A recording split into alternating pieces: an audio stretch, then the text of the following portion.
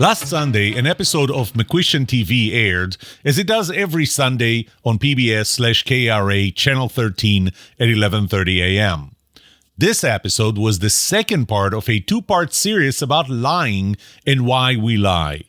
While the first part focused on the neuroscience of lying, this second part focused on the psychology of lying and the implications. The episode was hosted and moderated by Jim Cathcart, and the guests were Professor Christian Hart, a professor of psychology at Texas Women's University and the director of the Human Deception Laboratory, and myself. In this episode, we covered issues such as, does everyone lie? Are there cultural differences that lead to more or less lying? Do salespeople lie? And if they do, why do we still buy from them?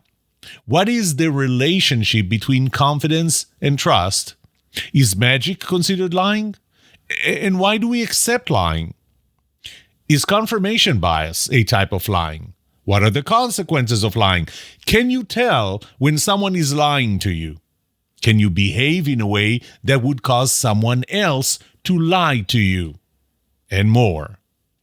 This was a very insightful episode, and I thought it would be interesting for you to listen to it, so I asked and got permission to incorporate it as is here in my podcast.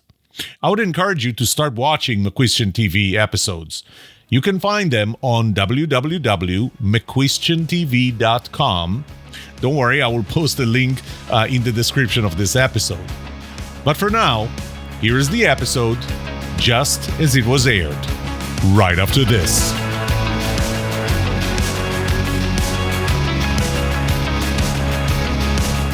Welcome to The Trust Show. I'm Yoram Solomon, your host, the author of the Book of Trust, and facilitator of the Trust Habits Workshop.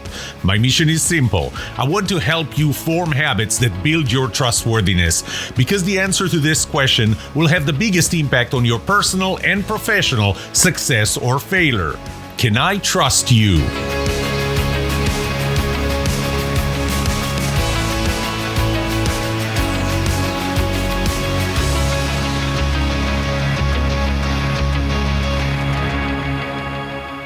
Are you kidding me? Says who? How do you know that? These are all questions we ask to test someone's truth in their words. We want to know if they're lying or if we can rely on what they say. As it turns out, everyone lies, but not all the time. This is part 2 of a 2-part program on why people lie, the science, psychology, and consequences. Today we'll explore how to know when people lie and what to do about it. Joining me are Dr. Christian Hart, professor of psychology at Texas Women's University and director of the Human Deception Laboratory, and researcher Dr. Yoram Solomon, author of the Book of Trust and host of the Trust Show podcast. Welcome to you both. Thanks for having us. Glad to have you here. Well, we've been exploring this a little bit in a previous program, and I know based on what I've learned from both of you in our conversations, there's a lot more still to explore. So let's dive right in. Chris, what got you interested in lying as a subject in the first place? Well, I think my interest in lying really comes from the idea that we are raised with moral prohibitions against lying. We hear about that from our parents and our relatives. We hear it at school. Lying is wrong. Lying is bad. No one should ever lie. But when we look at the facts, we find that almost everyone lies. In fact, if we track participants for 3 months, what we find is that 99% of them report that they've lied at least once, and usually more often than that. So I'm really interested in this idea that as a society, we have this agreement, this moral prohibition against lying. It is something that everyone does. And so looking at that tension between those two ideas is really intriguing to me. And your book is Big Liar? That's correct. Wow. There's so many facets to it covered in that book, and there's so much research behind all that. I want to explore that with you further. Yoram, when we look at your transition from Israel, where you grew up and you served in the military, and then became a citizen of the United States. Have you noticed in the different cultures, not just those two, but other cultures, lying has different rules or different protocols from one to the next? I did. And as you said, it's not necessarily just Israel versus U.S. Israel, for example, is considered a very direct culture. We say what we think, and there's a little less fear of the consequences. Here, the U.S., I don't know if you knew that 80% of the world's lawyers live here in the U.S. 80%. 80%. That was actually the topic of my first TED Talk.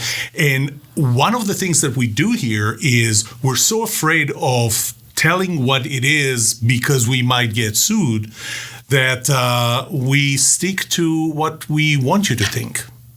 And I see that in multiple aspects of life.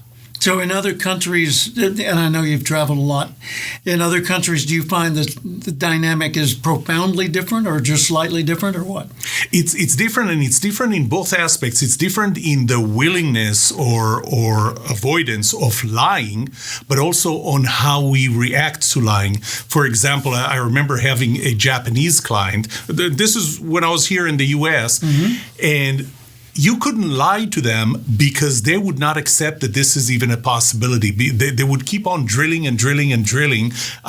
because you said in an email from 3 months and 3 days ago, you said that this, and now you're saying something slightly different.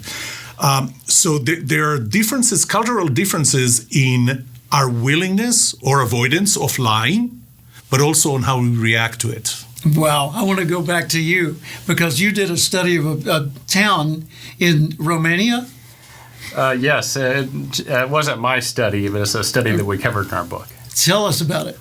Well, so there's this small village in Romania, and it's really a remarkable village, and has been studied quite a bit by anthropologists. And the reason is that there is so little trust between the inhabitants of this village that all of society operates a little differently than what we're accustomed with in the United States. And it's to the point that everybody has a small, select handful of people they're willing to trust, and everyone else is seen as a danger or a threat or someone who might try and take advantage of them. And it's such a problem that in one case, two people were inhabiting a building and they distrusted each other so much that they took the building apart and created two smaller buildings. They're unwilling to trust someone enough to share a building space with them. Wow. If I can add one thing to that. Robin Dunbar was a British anthropologist, and he did research on the volume of our brain compared to other species. And what he found was that our brain gives us the ability to trust a certain amount of people, a certain number of people. So we trust fewer people to a larger extent. We trust more people to think about your Facebook friends, 4,000 Facebook. Yeah. Do you really trust all of them? Yeah. And the question that I know that I like to ask in my workshops is, who can you trust to help you hide a body? So different cultures, different areas, that distribution between the high level of trust that you can put in very small number of people to a very low level of trust in a very large number of people. But it seems if we were to take this personally, it would be scary to go out every day for fear that everybody's lying to you. And you develop sort of a cynical mindset, not just skeptical, but beyond that to cynicism, and think, well, I can't trust anybody. What do you say about that? Well, I think to operate as a society, we're essentially cooperating. We're collaborating. It's almost impossible for us to even survive if we're operating on our own. So we have to make ourselves vulnerable. We have to place trust in people. And to Yoram's point, what's important is, and what varies, is how many people we can trust. Mm-hmm. I think, fortunately for most of us, we've identified a large number of people we can trust. And we trust them initially because we have what we call a truth default. We assume most people are being honest with us unless they show us otherwise. But in some contexts, people are a little bit more adversarial. For example, if you're trying to sell me a car, we have different interests. You want to sell the car for as much as you can. I want to pay as little as I can. And so when we find that we're at odds with each other, then we start to be a little more mistrustful or distrustful. And that gets into the way sales training's been practiced over the years. Because at the beginning, in the early days, it was all about make them buy. And in recent years, there's been a lot of emphasis on customers for life, cultivating a long-term relationship. I think I wish I would have seen more of that, because I think that a lot of companies, a lot of salespeople are missing that point of people are actually willing to buy. I'm involved in research right now that I call Trust Premium. What I found was that almost 100% of people would buy from you and not from somebody they don't know because they trust you. 100% if you sell for the same price. But they're willing to even pay you a higher price for being trusted. And I feel that companies and salespeople are missing that part. I think one of the things that's happening right now is the level of spam and scam calls that you get are going through the roof. I used to ask the question, what country do you think generates the most spam or scam? It's not Russia. It's not Iran. It's not South Korea. It's the United States of America, generating 8.2 billion spam emails per day. A large percentage of them trying to sell you something you don't need. A large percentage of them are not even trying to sell you. They're just trying to steal money from you, identity theft, and so on. Under this environment, you can't trust anyone who calls you. Now, you did a study, or you do an exercise with your audiences where you have them rank themselves on a lying scale or a trust scale. Tell us about that. So it's different aspects of trust. I have a model of trust, and it's on competence. How do you rank the competence of different people? Competence as opposed to confidence. Their ability. Confidence is actually part of competence, and it's interesting, the level of confidence, how it relates to your competence, because the relationship is like an upside down U shape. Here's what happens. If you're not confident enough, I don't think that you're competent, because I don't see that confidence. But you can be overconfident, go all the way to the other side, and now I don't trust you. I don't think that you're competent because I can see that you're making stuff up. And there is an optimal level there. So I rank them on every one of those components. One of the best components, I think, to me, which I found has an 86% correlation with trust, is shared values. The fact that we share values. And that, by the way, by itself says that trust is a relative thing, because the same behavior, my behavior, that would cause Chris here to trust me could cause you to distrust me. So when you rank people on trust, it can't be in an absolute universal way. It has to be on a one-on-one scale. So we take it in and we assess whether it's good or bad based on our own filters. Exactly. It's easy to say this program is about lying. Lying is one of those universal, absolute things, components, because would you trust somebody that knowingly, and it's important that it's knowingly, because maybe Chris doesn't know that he's lying. He really believes what he's, not really. But there is the knowingly lying to you. Would you trust someone like that? That's pretty universal. Yeah. But think about things like being a procrastinator. If you're a procrastinator, you're going to trust me for being a procrastinator, but he's not, because he likes to get the job done as early as possible. He's not going to trust me. And you can't put a good or bad on that. Chris, I want to go back to you for an item from earlier. You were talking about, you and I were talking about entertainment and magic, both of which are scenarios where, taking Yoram's idea, we willingly, almost eagerly say, deceive me. Make me think you're that character, or show me a trick. What's going on there? Yeah, well, I think with magic, especially we're really interested in having someone test our abilities to see reality as it is, to see what's actually happening. And so it's very fun for us to put ourselves in situations, pretty benign situations, where someone can try to fool us. That's a key word. Exactly. Benign situations. We're not at risk. Right. Yeah. And it's the same reason people like to ride roller coasters. We like to place ourselves in dangerous or what feel like dangerous situations where we know that really it's very unlikely any harm could come to us. Like trusting a bus driver. Yes, and that brings the fact that there are different types of lies, and the word I like to use is the consequences. What are the consequences? I remember once that my family didn't tell me that my father was hospitalized because I was traveling overseas. Mm-hmm. They didn't tell me my father was hospitalized because they figured there's nothing I can do about it. I'm not going to cut my trip short, and so they didn't tell me. Now the question is, not telling me for my benefit. They didn't do that to lie. They didn't do that to deceive me. They did that to protect me. Mm-hmm. How do you react to that? Protect you. And to me, I didn't like it. You may have.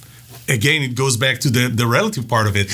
But sometimes lie is not, I'm telling you the opposite of what is truth. I'm just not necessarily telling you everything.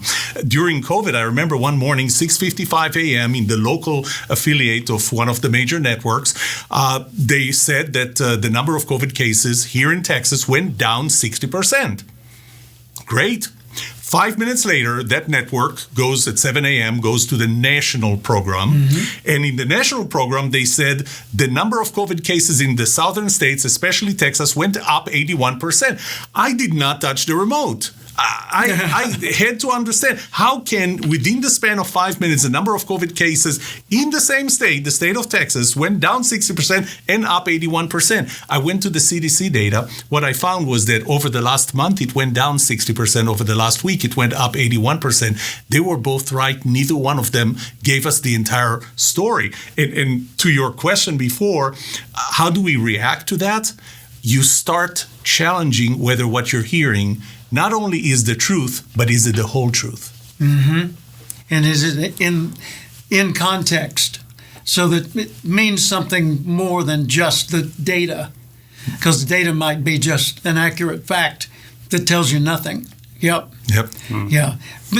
So the result of lack of trust is we end up with TSA, Transportation Safety Administration, and everybody has to take their shoes off. Right. And then we end up with human resource rules that make it so oppressive that we can't be ourselves in many cases, okay? And other regulations. What's a better alternative, better response to lying and deception, or is there one? Well, I think it's unavoidable to a certain extent. People might not necessarily be lying, but as Joram was pointing out, they're not always entirely honest either. And there's the costs, the administrative costs that you've brought up about, having to go through TSA and things like that. But even little kids and grandmas that obviously aren't a physical threat, they give them the same drill. But there's financial costs associated with being mistrustful as well. And in one study, researchers were examining people who were buying new cars. And they measured each of these participants who were about to buy a new car and asked them how distrustful were they of the car salespeople they were about to interact with. And you saw a range. Some people said, I trust this person. Other people say, I think this person's probably lying all the time. Mm-hmm. And what the researchers found was the people who were the most mistrustful actually paid $1,800 more for their cars. And their intuition about why that was. Let me make sure we nail that down. The people who are mistrustful, the skeptics, right? They go into it and end up paying $1,800 more for their car. Right, and their intuitions about why this happened was that none of us like to be called a liar. And sometimes we're called a liar with words, but sometimes just by the way someone interacts with us, it's clear they don't trust me.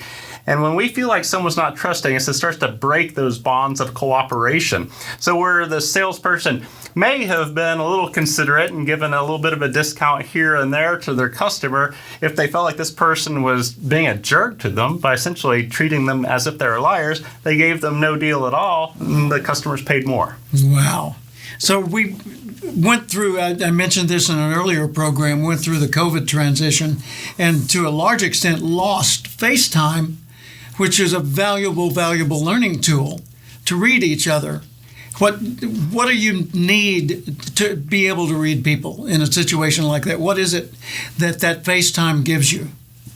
Dan? Well, I think It's Chris, pardon me. Dan that's fine. It's fine. I'll answer to anything. Yeah. Well, I think the FaceTime is important, and we rely especially on ocular cues to establish people's intent. So I look in your eyes, and I can tell what you're looking at. I make some assumptions about what you're probably thinking about, what you're probably planning. And so when we start to lose that, it becomes difficult to gauge someone else's intention, which is really the foundation of trust. Mm-hmm. In order to have trust, I have to believe that your intentions are in line with my intentions. And so as that starts to fall apart, obviously we can see some repercussions in the area of trust. And that word intention is at the core of lying, because a benign lie, as you were talking about a while ago,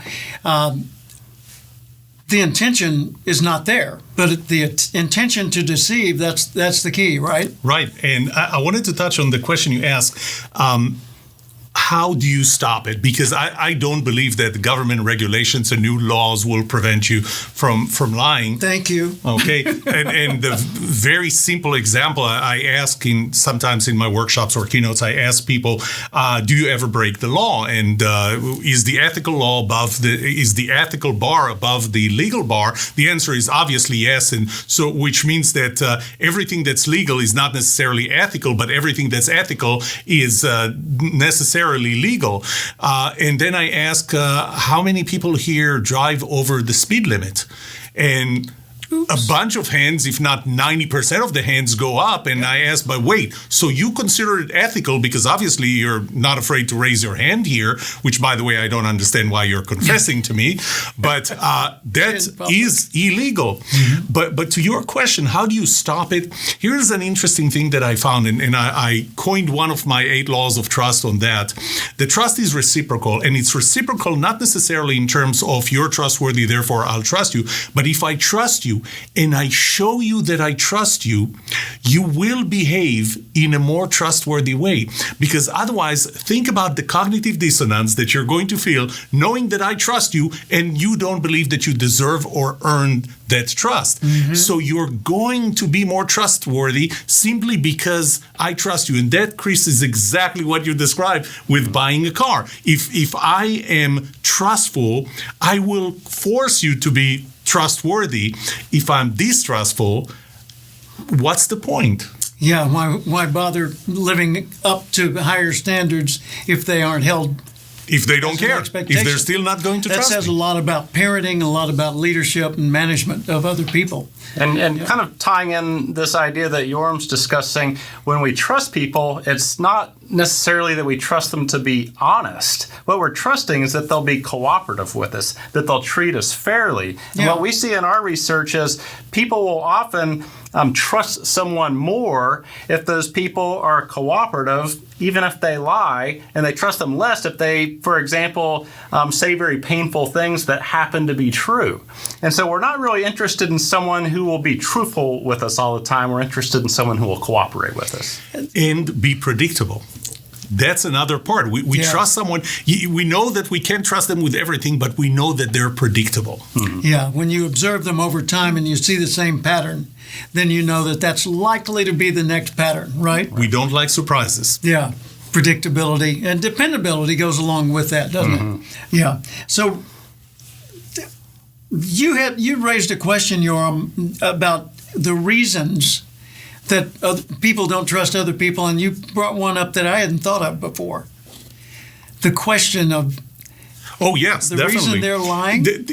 We think about, why am I lying? I'm lying because I'm a bad person and because I'm a liar, and therefore I just lie to everyone. From my own experience, I had people lie to me left and right for no other reason than I was a leader, I was a boss. I wouldn't even call myself a leader. I was a boss that doesn't like to get bad news. Ooh. And if you're in those shoes, if you're about to deliver some bad news to someone that you know is not going to take it very well, You are going to lie even if you're not a liar. And the problem is not you. The problem is me. One of the best examples I use with that is research showed, not mine, before me, that there is a 76% correlation between the level of trust and the level of employee engagement. That's one of the key phrases for human resources department, employee engagement. We do employee engagement surveys once, twice, 3, 4 times a year. And one thing that I showed them is, sure, if the level of trust is 0, then the level of employee engagement is going to be 0 if there is a 76% correlation. But when you run the survey, you're going to find that the level of employee engagement, their reported level of employee engagement, is way higher than 0. Why is it? They don't trust you. They don't trust that the survey is anonymous. Ooh. And they don't trust that there are not going to be any consequences to them by giving you the answer that's real, that you need to hear, rather than the answer that they think you want to hear. So really, there is an interesting relationship. As trust is low, level of reported employee engagement, the level of employee engagement is low, but the level of reported employee engagement is high.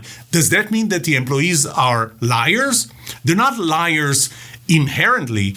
They're liars because of the situation. They're liars because of who reads their answers to the survey.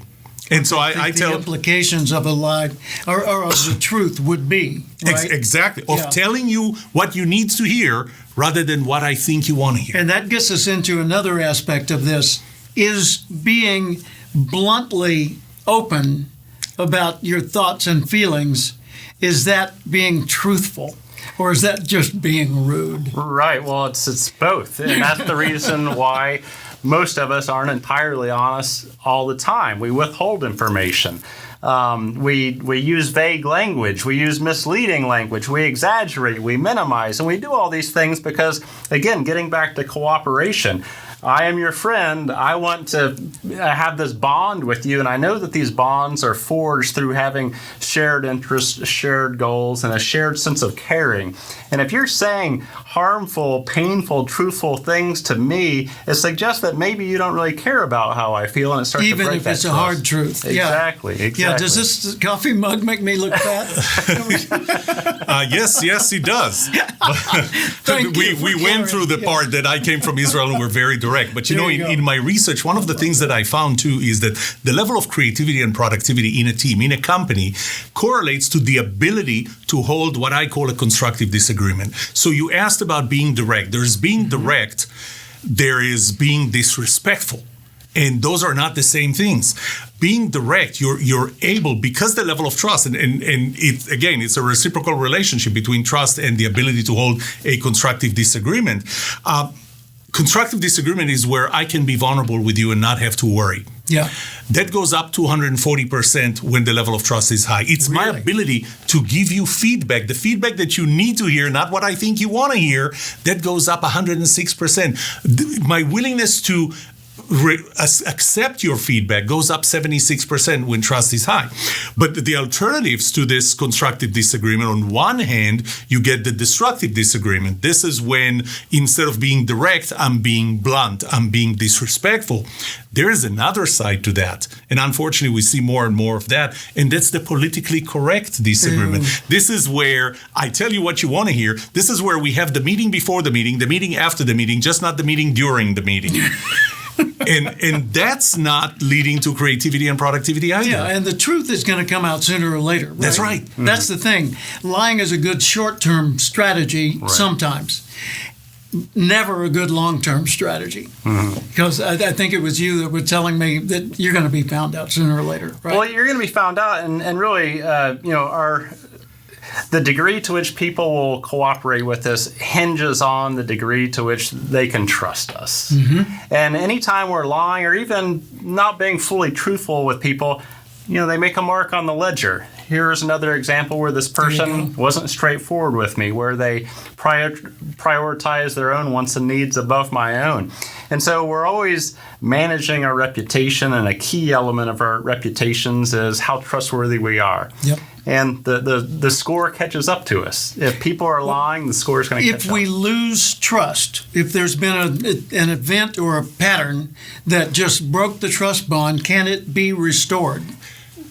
I think it can, and I look at it from both sides. From the side of the person who told the lie, the first thing is you stop digging. You dug a hole. Stop digging. You were caught on a lie. Yeah. Own it. Ask forgiveness. Admit to it. Right. Ask forgiveness.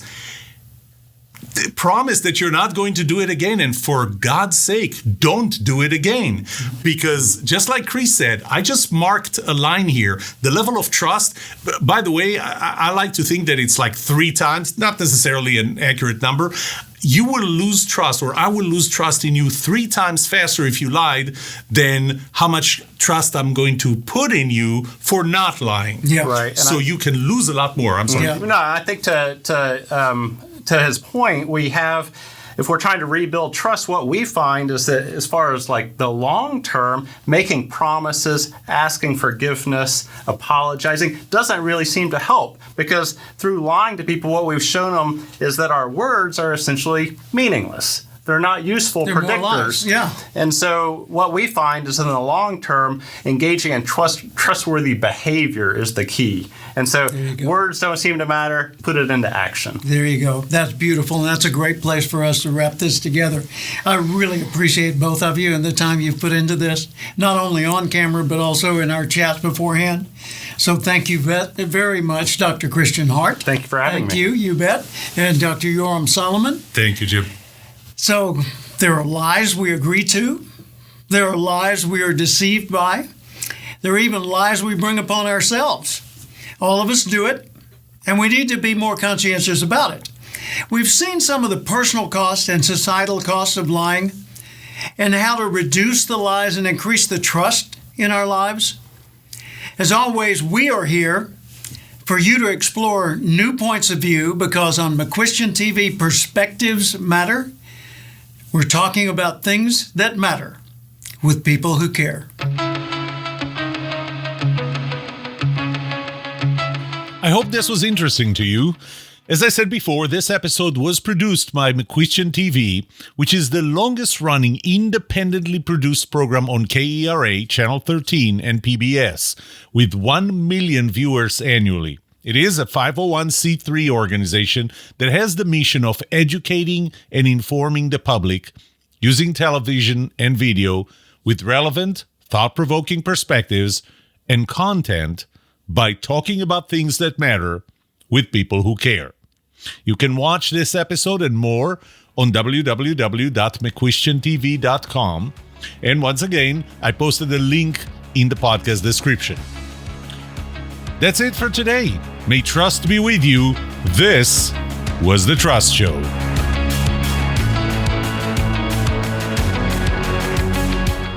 What would you like to know about trust and trustworthiness? Let me know and I'll answer it in a future episode. I would love to hear from you.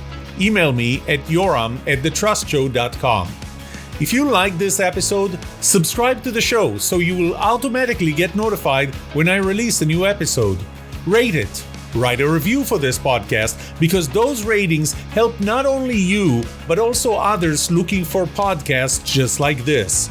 If you're looking for more resources to learn about how to build trust, be trusted, or know who to trust, look up my workshops, online courses, books, or go to my website, trusthabits.com. And remember that the answer to these 2 questions will have the biggest impact on your personal and professional success or failure. Can I trust you, and can you trust me? Thank you for listening or watching The Trust Show.